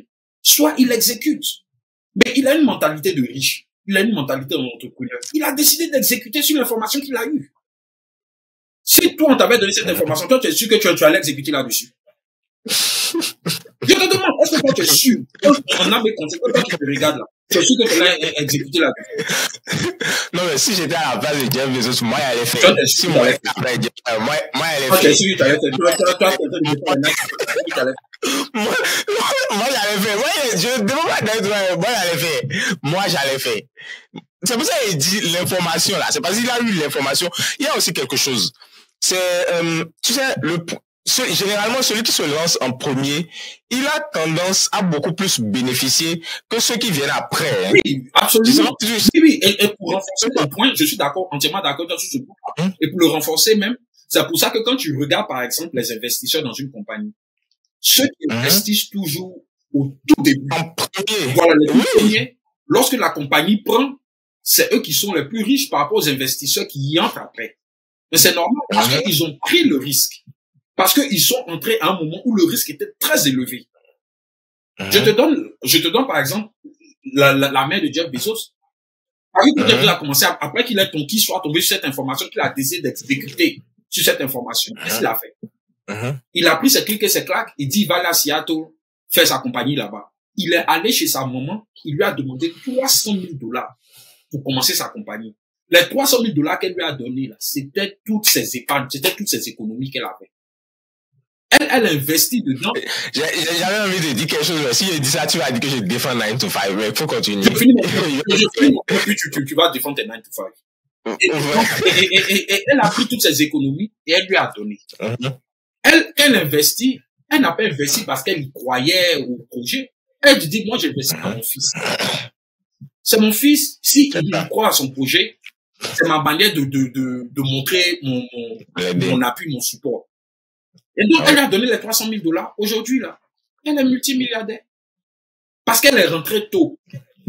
Ceux qui sont rentrés beaucoup plus tard, ils sont bien, hein, ils sont multimillionnaires et tout ça, mais ils n'ont pas ils n'ont pas la même somme que ceux qui sont entrés plus tôt. Vas-y. Défends tes mains, tout ça. Dis ce que tu veux. Non, je ne les défends pas. Mais, en fait, c'est du fait qu'on dise que c'est juste, genre, il faut créer, il faut te lancer et tout ça. En fait, c'est ça, moi, je dis, est-ce qu'il n'y a pas autre option? Parce que, c'est vrai, entreprendre, c'est bon. Mais si tu n'as pas le cardio pour ça, tu vas tomber en syncope, hein, que ce soit en Europe, en Afrique, aux États-Unis. Je me dis, il y a d'autres qui sont faits pour les 9 to 5, ils sont bien dedans, ils sont épanouis dedans. Bon, pour moi, ce que j'ai remarqué, c'est que si tu es épanoui quelque part, c'est bon pour toi. Parce que après tout, là, c'est le bien-être on est en train de chercher. Quelqu'un qui fait son 9 to 5, il est épanoui. Quelqu'un qui fait son entrepreneuriat, il est épanoui. Bon, qu'est-ce qu'on recherche à la fin? C'est la partie où on dit, si tu n'entreprends pas, tu seras, on peut te couper le robinet, de telle chose va t'arriver et tout et tout. Ben, ok, si on lui coupe le robinet ici, et il a un bon CV, il a un bon truc, il va ailleurs. Tout à l'heure, qu'est-ce que tu as dit quand tu parlais? Que ceux que Jeff Bezos renvoie là, ils n'ont qu'à aller appliquer ailleurs, non? Bon, donc c'est ce que moi c'est pas que je défends un 9 to 5 ou bien être entrepreneur, parce que moi-même je suis du côté de l'entrepreneuriat et j'y crois dur comme fait, parce que je pense, bon, moi je me dis je suis fait pour ça en fait, tu vois. Mais quand je regarde de l'autre côté aussi, je me dis à la fin ce qu'on veut c'est être épanoui. C'est pour ça moi je parle de ça en fait. Je sais pas si tu comprends. Non, je comprends très bien, c'est juste que je ne suis pas d'accord. Je comprends parfaitement ce que tu dis. Et je suis pas d'accord parce que je ne suis pas d'accord parce que. Ok. Je suis pas d'accord parce que.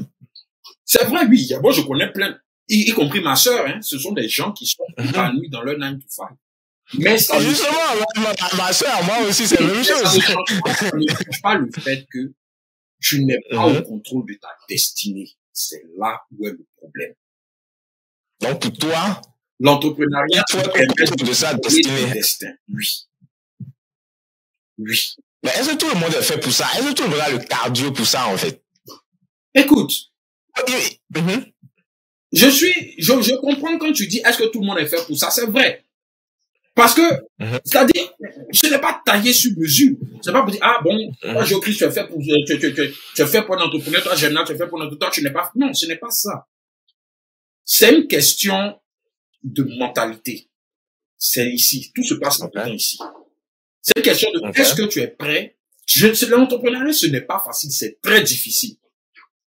Et le fait de ne pas avoir le même revenu chaque mois, c'est-à-dire avoir un revenu qui fluctue chaque mois, elle peut être le facteur le plus déterminant qui dissuade les gens à y entrer. Parce que la plupart des gens qui font le 9 to 5, là, en réalité, c'est la sécurité. C'est cette sécurité-là qu'ils veulent.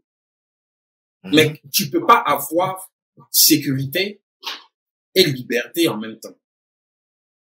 C'est là la différence. Donc, en entrepreneuriat, tu as sécurité et liberté. Non, en entrepreneuriat, tu as la liberté.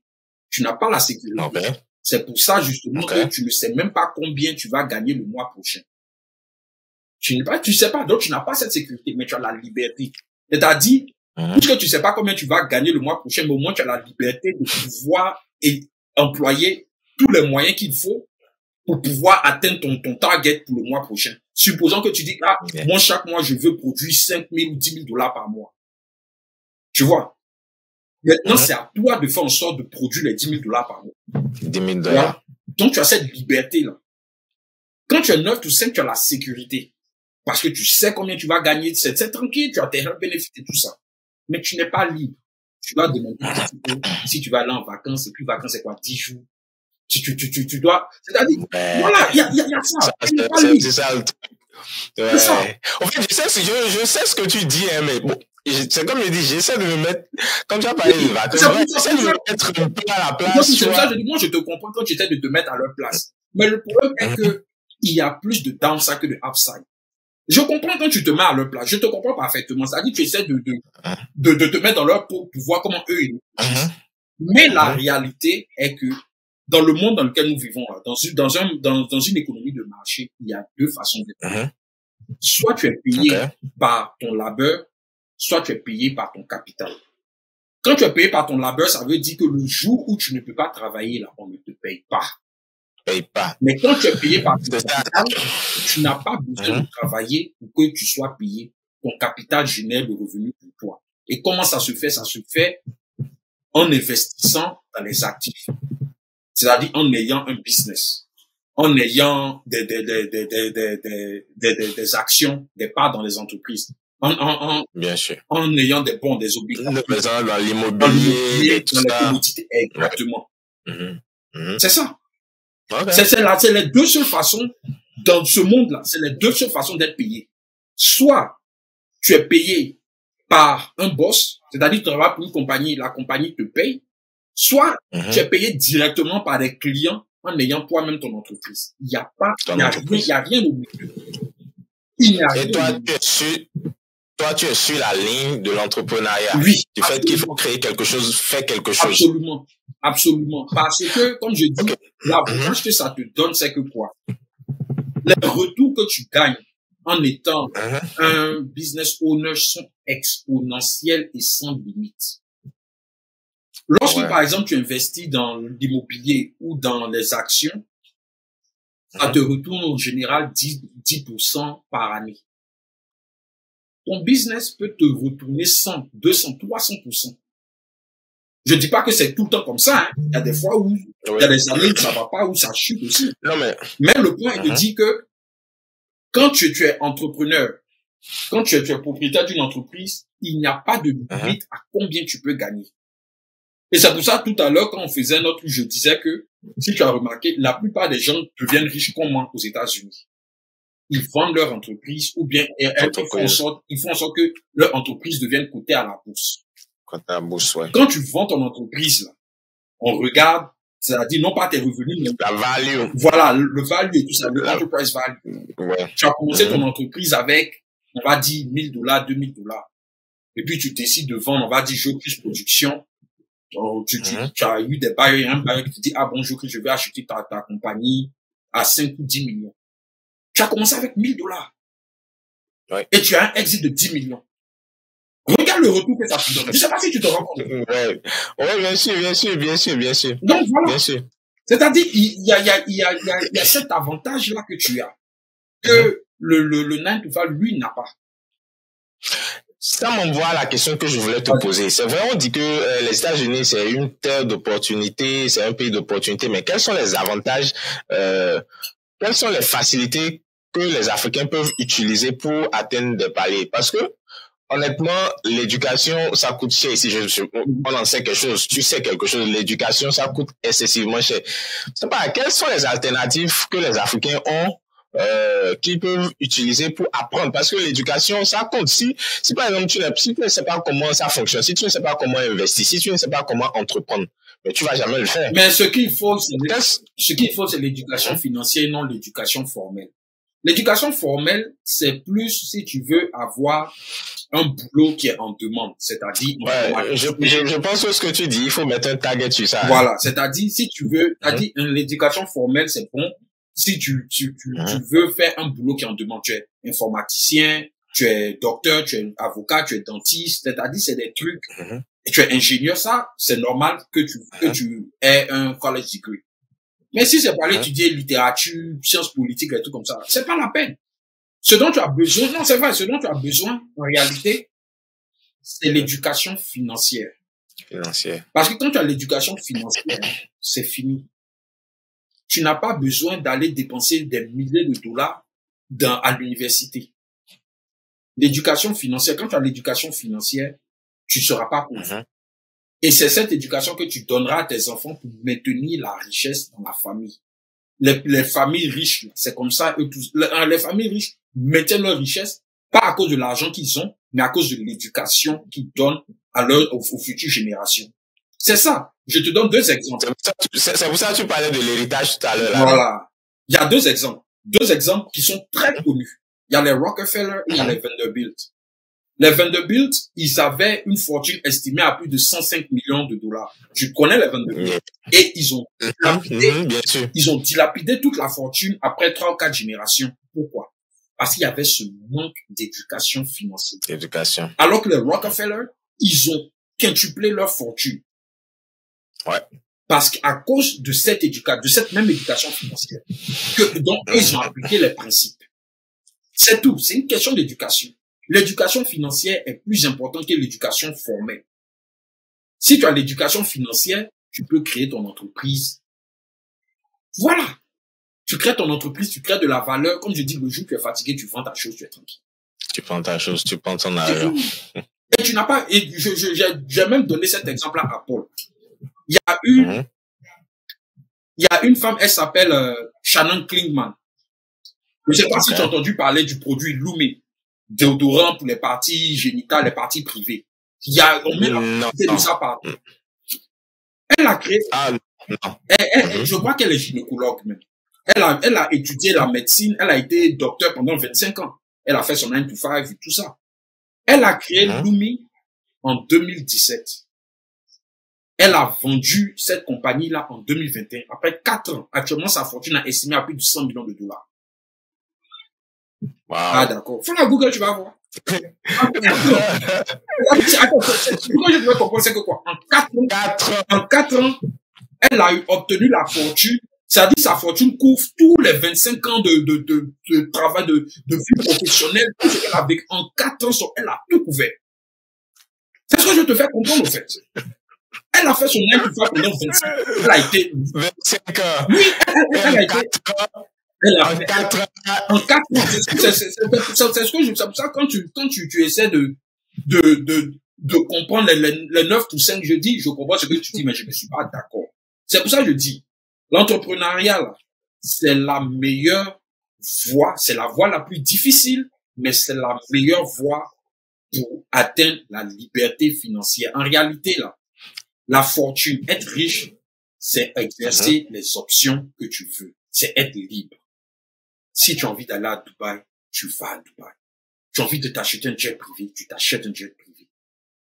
C'est-à-dire, être riche te permet d'avoir accès à la qualité de service que les autres n'ont pas. Oui, ça, je suis d'accord avec toi. Ça, je suis d'accord. Parce que si tu n'as pas d'argent, tu peux pas te soigner. Voilà. Tu n'as pas d'argent, tu peux pas te soigner. C'est la liberté.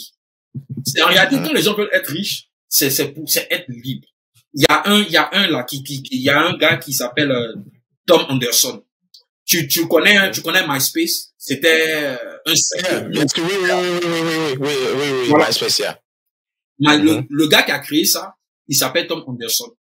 Il a vendu MySpace en 2005 pour 580 millions de dollars. 580 millions de dollars. Le gars, il a toujours été passionné de photographie. La photographie, c'est sa vie. Il adore prendre, il aime la photographie, il aime voyager. Il a fait sa compagnie, il a créé sa compagnie, je crois, en 2002, 2003. Il a vendu ça en 2005, 580 millions. Aujourd'hui, il voyage partout dans le monde, il est devenu photographe. Il vit sa passion. Il a une fortune à plus de 60 millions de dollars. YouTube, là, qu'on utilise, là. Ils ont créé YouTube. Ils ont créé YouTube. Ils ont créé YouTube en 2005. Les fondateurs de YouTube, ils ont créé YouTube en 2005. Ils ont vendu YouTube à 1 milliard de dollars après 1 an d'existence. Je ne sais pas si tu te rends compte. Oui. Donc, les gars qui ont vendu YouTube, eux, tous sont devenus multimillionnaires. Après 1 an.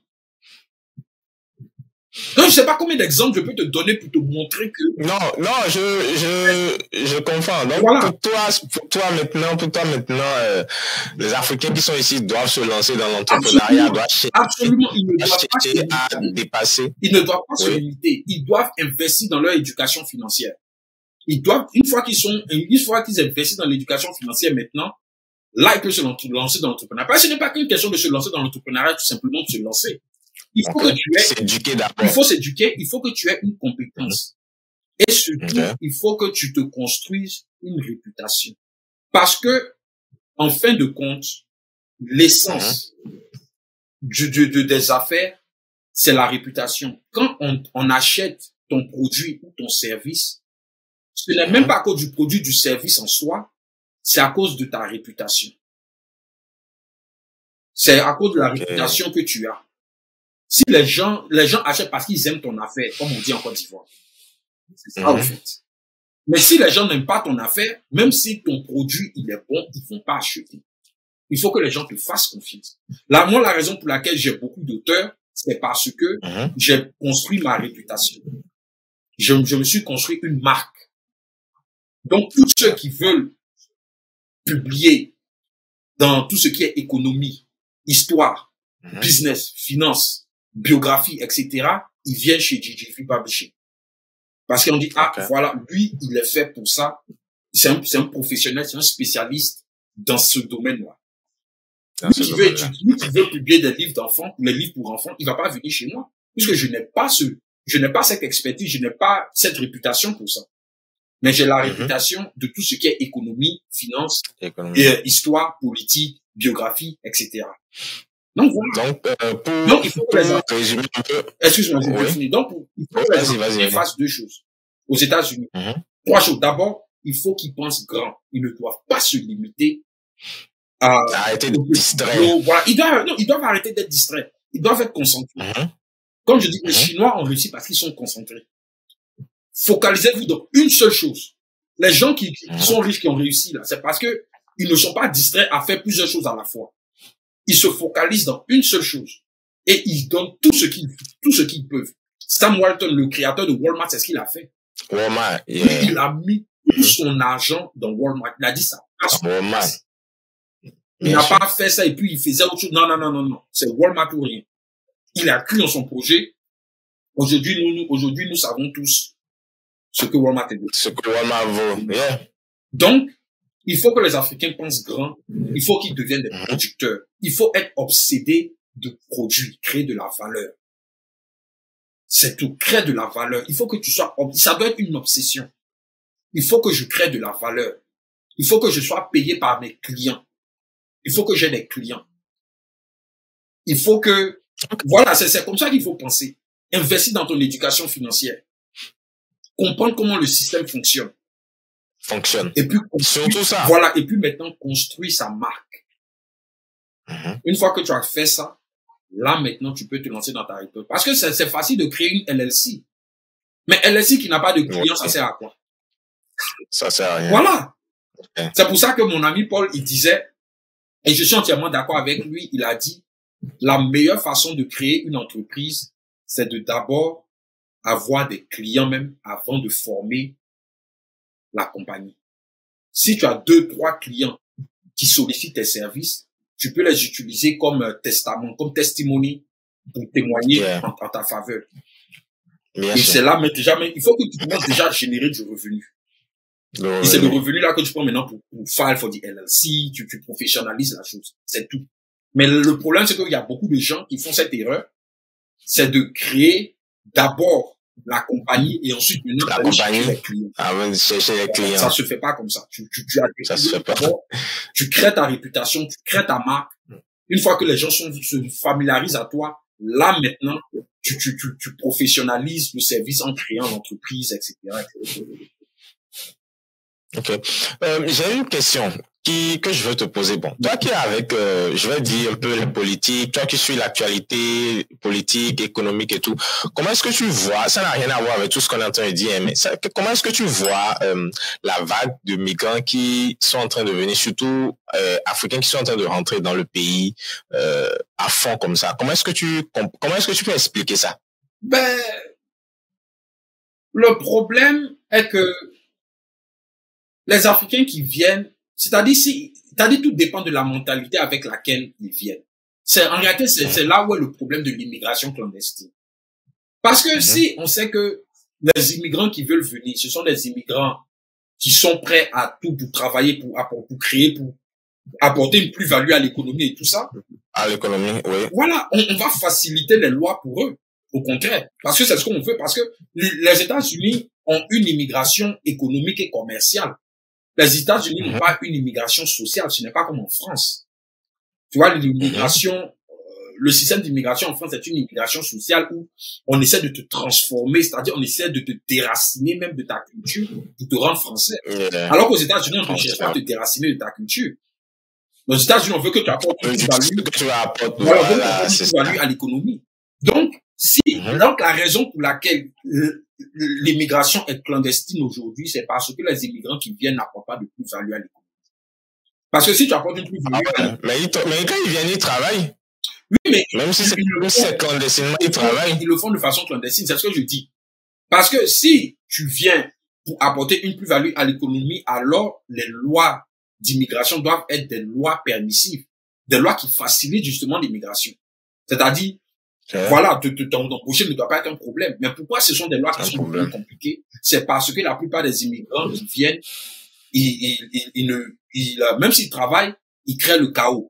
Ils augmentent le crime et tout ça. Maintenant, ce n'est pas, généralement, les immigrants africains, ce sont les meilleurs. C'est-à-dire, ce sont eux qui créent le moins de problèmes parmi les immigrants. Voilà. Ça, les immigrants africains, c'est rare de voir les immigrants africains dans les nouvelles, dit tel immigrant a fait ça, c'est généralement les hispaniques qui créent le bordel. Voilà. Donc, les immigrants africains, eux qui viennent, ils doivent être concentrés. Ils doivent être en mission.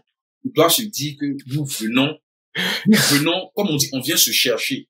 Mais se chercher ne veut pas dire venir faire le petit boulot tout le temps. Tu commences avec les petits. C'est normal de commencer avec les petits boulots. Et tu viens sur une nouvelle terre. C'est normal. Il faut que tu t'adaptes, que tu te familiarises au système. Mais maintenant, il ne faut pas être complaisant dans ta situation. Et c'est là où tout le problème est. Si tu es complaisant dans ta situation, c'est là où tu deviens médiocre. Ça bloque. Donc, voilà. Il faut que tu aspires tout le temps à une meilleure condition, à une meilleure situation. Voilà. Ouais, je comprends. Mais de toute façon, toi, tu as le langage, tu es tranchant là. Comment est-ce que tu gères ta relation avec tes amis? Tu as des amis chez toi en Côte d'Ivoire là-bas. Comment est-ce qu'ils comprennent ce que tu dis? Est-ce qu'ils ne prennent pas ça de travers souvent quand tu parles? Parce que c'est que tu es quelqu'un de, direct, quoi. Ben, si le point de travers, ça, c'est leur problème. Moi, je suis pas concerné par comment ils prennent les choses. Et tu as gardé relation avec tes amis là-bas ou bien, oui, j'ai gardé mes relations avec mes amis, oui, mais, je ne suis pas concerné par comment ils prennent mes propos, ça, c'est leur problème. Comment ils prennent ça, c'est la vérité, c'est la vérité. Je ne suis que le messager. Ce n'est pas moi qui ai créé le système. Voilà, je n'ai pas créé le système. Si maintenant ce que je dis, ça te fait mal, c'est mon problème. Voilà, ça ne change en rien le fond de la chose. Ça ne change en rien le fond de la chose. Ça ne change en rien le fait que si tu veux devenir riche, si tu veux avoir une vie très confortable dans un pays comme les États-Unis, c'est l'entrepreneuriat.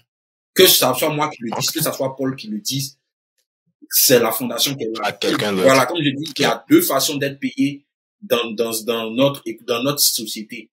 Soit tu travailles 9 to 5, c'est-à-dire tu travailles pour quelqu'un, il te paye et il contrôle ton income. Soit tu es payé par ton capital, tu es business owner. Tu entreprends. Voilà, tu entreprends. C'est tout. Yeah. Et aujourd'hui, si tu devais tout reprendre à zéro, comment est-ce que tu allais peut-être brièvement refaire les choses? Si c'est maintenant, avec tout ce que tu sais aujourd'hui, si tu devais recommencer, par quoi tu allais commencer, comment tu allais le faire? Ben, si je devais commencer, avec tout ce que tu sais, aujourd'hui, je serais peut-être devenu entrepreneur à 16 ans, 17 ans. Ah oui. Wow. Ah oui, avec tout ce que je sais, tu me remets 15 ans en arrière, je ne serais même pas allé à l'université. Je n'aurais pas eu besoin. Parce que j'aurais eu l'éducation financière et le business acumen qui est nécessaire pour moi pour réussir. J'ai pas besoin d'aller à l'université. J'ai fait quoi à l'université? À moins que je veux devenir avocat. C'est ça que je dis. L'université, c'est uniquement important pour ceux qui veulent faire des métiers qui sont en demande dans la société. Avocat, médecin, ingénieur, informaticien, etc. Voilà. Ça, ce sont des métiers professionnalisé. La preuve, quand tu veux être avocat, après, quand aux États-Unis, tu veux être avocat, tu fais l'université, ensuite tu fais le law school, ensuite tu passes le barreau. Voilà. Tu veux être docteur, tu fais l'université, ensuite tu fais le medical school, ensuite tu passes le board of exam. Même chose pour être dentiste, etc. Ça, ce sont des métiers, c'est normal dans l'université. Mais si tu veux être esthéticienne, tu vas aller faire quoi à l'université? Tu crées ta petite boutique. Tu vas faire ton salon de coiffure, tu ouvres ta petite boutique tranquille. Tu fournis de la valeur pour tes clientes, pour tes clients. Pour tes clients, voilà. Et tu gagnes ton argent. Tu gagnes ton argent, c'est tranquille. Et comme je dis, le jour où tu es fatigué, tu vends ta chose. Et puis tu as ton pactole, c'est fini. Ok, je vois, vraiment, merci beaucoup. Attends, tu mets en dette à l'université pour étudier quoi? Anthropologie, sciences politiques. C'est ça. Tu vas t'embaucher. Moi, j'ai étudié sciences politiques, tu vas aller quelque part. Tu as dû créer maintenant ton entreprise à toi. Voilà, j'ai dû créer mon entreprise. Parce que, mais avec ta biographie, avec tout ce que tu as étudié, c'est lourd. Tu rentres en Afrique, c'est rares sont ceux qui sont dans les gouvernements qui ont ces genres de diplômes-là, en fait. Je suis étonné jusqu'à présent, hein, je veux pas te mentir. La dernière fois, quand j'ai fini, j'ai dit, ça c'est du lourd, Mais tu sais, en Afrique, généralement en Afrique francophone, La valeur d'un homme est mesurée par son intellect et son niveau d'éducation. C'est pour ça que en Afrique, on considère on considère ceux qui ont réussi, ceux qui sont membres de l'administration publique, ceux qui sont dans le gouvernement, ceux qui ont les diplômes. Voilà. C'est comme ça, on mesure la valeur d'un homme en Afrique francophone et même en France, hein, et même dans les pays. Oui, bon, c'est pour ça que je parlais du système. Voilà, en fait. voilà, c'est ça. Et ma mère, par exemple, elle est comme ça. Ma mère voulait que je fasse un doctorat. Elle voulait que je fasse un doctorat. Okay. Elle dit, docteur Van, il est invité sur les plateaux de télé en train de débattre. Tu fais tout ça, mais tu es broke. Tu es pauvre. Tu es pauvre. Mais en Afrique, en France, dans les pays romains, dans les pays où on parle les langues, France, Portugal, c'est ça qu'on respecte, alors que tu es pauvre. Oui, tu as un PhD, mais tu es pauvre, mon ami. Alors que dans les pays anglophones, la valeur d'un homme se mesure par sa capacité à accumuler des ressources. À gagner de l'argent, en fait, à avoir de l'argent. Et la raison pour laquelle cette approche est valide, c'est parce que lorsque tu as les ressources, tu as les options. Par exemple, comme je dis, je prends encore l'exemple. Supposons que tu vends ta compagnie de production, tu t'es fait you make money on it. Tu t'es fait 20 millions de dollars sur la vente de ta compagnie. Tu peux dire, tu sais quoi? Je vais aller dans mon université on va dire, peu importe l'université où tu es allé, on va dire, tu vas dans ton université, tu leur fais un don de 5 millions. Et puis tu dis, je veux faire un don de 5 millions, je veux que vous mettiez votre nom sur votre bibliothèque, your library. Ils vont mettre. Bien sûr, c'est l'argent qui commande. Voilà, c'est l'argent qui commande, c'est l'argent qui parle. C'est comme ça, en fait. Tu dis, je veux que vous changez les plats, là, j'aime pas les plats que vous savez. Faut pas, ils vont changer. L'argent commande, l'argent dirige. L'argent qui dirige. C'est pour ça qu'un gars comme Warren Buffett parle, tout le monde exécute. Ouais. On l'appelle l'oracle, non? Oui, the oracle the oracle of Omaha. Exactement. Yeah, Omaha, yeah. Quand Warren Buffett parle, les marchés bougent. À cause de son niveau. Ça monte. Ouais. Il est très respecté. Oui, il est très respecté. Parce que c'est un homme qui a des ressources. Warren Buffett n'a pas PhD. Il va faire quoi votre PhD?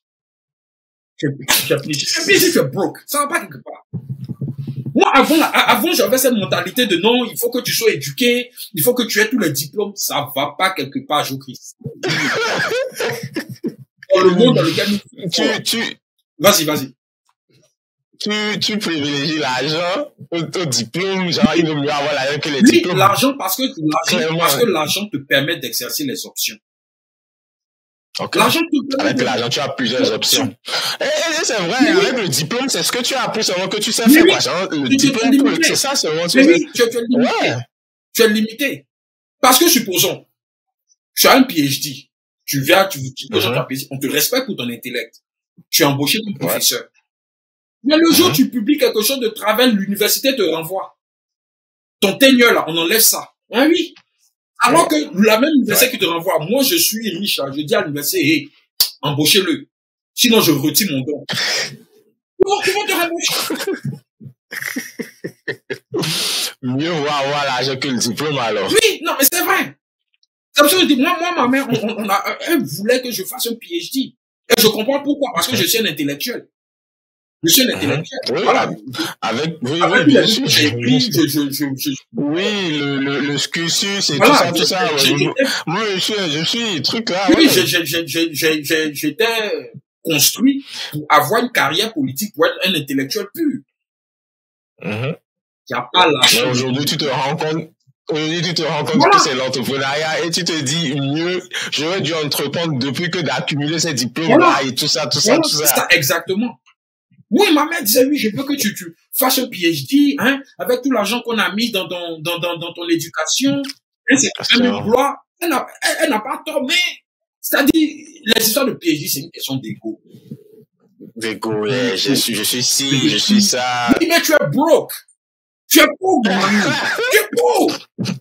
Tu peux avoir le PhD, tu peux avoir PhD x 15, tu es pauvre. Le doctorat, tout ce que tu veux. Mais tu es pauvre. pauvre. Mieux tu cherches l'argent. Tu es pauvre. Ce qui serait idéal, c'est d'avoir un doctorat et d'être milliardaire. Il y a un homme qui a fait ça, il s'appelle Jim Simon, c'était un hedge fund manager. Il avait un PhD en mathématiques. Et le gars, il a créé son hedge fund. Milliardaire. Ouais, mais avec ça, malgré son diplôme, il est allé créer, il est allé entreprendre. Voilà, il est allé entreprendre, justement. C'est ce que je veux dire. Ouais. Moi, c'est pour dire que on ne mesure pas la valeur d'un homme par les diplômes qu'il a. Diplôme. C'est vrai, l'intellect, c'est le pouvoir. Je suis d'accord. Quand tu as l'intellect, tu as le pouvoir. Mais la valeur d'un homme se mesure par sa capacité à accumuler les ressources. The more resources, gagner de l'argent. The more resources you have, the more influential you become, the freer you are. Plus tu es libre.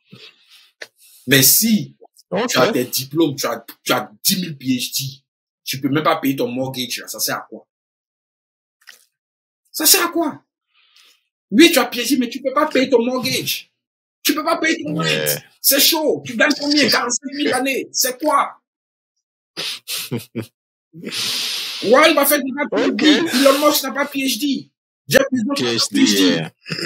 Mais aujourd'hui, là, les gars, là, ils parlent. Jeff Bezos, là, il rentre à la Maison Blanche. S'il est trop fâché, il peut même acheter la Maison Blanche même. Le gars a la fortune des pays, du PIB de certains pays. Oui, bien sûr. Regarde Elon Musk. C'est ce que je dis. Les gars aujourd'hui, là, un gars comme Elon Musk, là, oui, pendant que tu as fait plaisir, lui, il crée fusée. Fusée va sur Mars. Toi, tu fais plaisir. Il va aller découvrir d'autres planètes. Toi, tu devrais piler. Tu devrais doctorat. Tu fais plaisir, lui, crée fusée. Et puis, tu l'énerves, il va t'embaucher même dans sa compagnie. Et puis, tu lèves ton pote à compagnie, puis tu l'énerves, il te renvoie pour mettre dessus. Et puis, rien ne va se passer. Rien ne va se passer. Tu vas faire quoi? Ah, vraiment, c'est intéressant tout ça. C'est vraiment intéressant. Vraiment, c'est la vérité. Non, mais c'est vrai. C'est pour ça, moi, je ne dis pas de ne pas poursuivre l'éducation. Mais si, il y a des gens qui aiment la recherche. Il y a des gens, eux, qui veulent être professeurs. Et il n'y a pas de problème. C'est-à-dire, si c'est ce que tu veux faire, il n'y a pas de souci.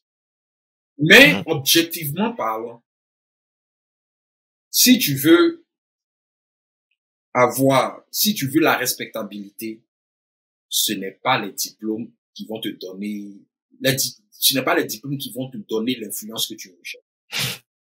Les diplômes, le cash, le money. Le diplôme, ça ne va que booster. Le diplôme ne vont que booster ton ego. Oui, je suis un intellectuel. Oui, je suis intelligent. Oui, j'ai le diplôme et tout ça. C'est limité. Lui qui a l'argent, il va t'embaucher. Il va déterminer ton income. C'est la vérité. Il va déterminer ton income. Il peut dire, oui, j'ai besoin d'un PhD dans ma compagnie pour faire ci, pour faire ça. Mais je n'ai pas besoin de te renvoyer, puis et donc, c'est ça. Donc, voilà. Donc, plus tu as les ressources dans la société. C'est ça qu'un homme comme Aliko Dangote, on le respecte. Et c'est même, je suis même pas que Dangote même soit allé à l'université. Il n'a pas besoin d'aller à l'université. Aujourd'hui, c'est le plus grand industrialiste d'Afrique de l'Ouest. Peut-être même de l'Afrique même. Oui, tu as vu la raffinerie là. Waouh, c'est à respecter. Et je pense que c'est à respecter. Et les gens qui travaillent dans sa raffinerie, ce sont eux tous des PhD. Des diplômés, ouais, bien sûr. Donc, en fin de compte, les diplômes, c'est pour faire de toi un bon 9 to 5. Ok, d'accord. Merci beaucoup, Van. Merci beaucoup pour ton temps parce que tu es souvent occupé. J'ai dû serrer pour qu'on prenne ce temps-là pour faire le podcast. Merci beaucoup à toi et on va se dire à la prochaine.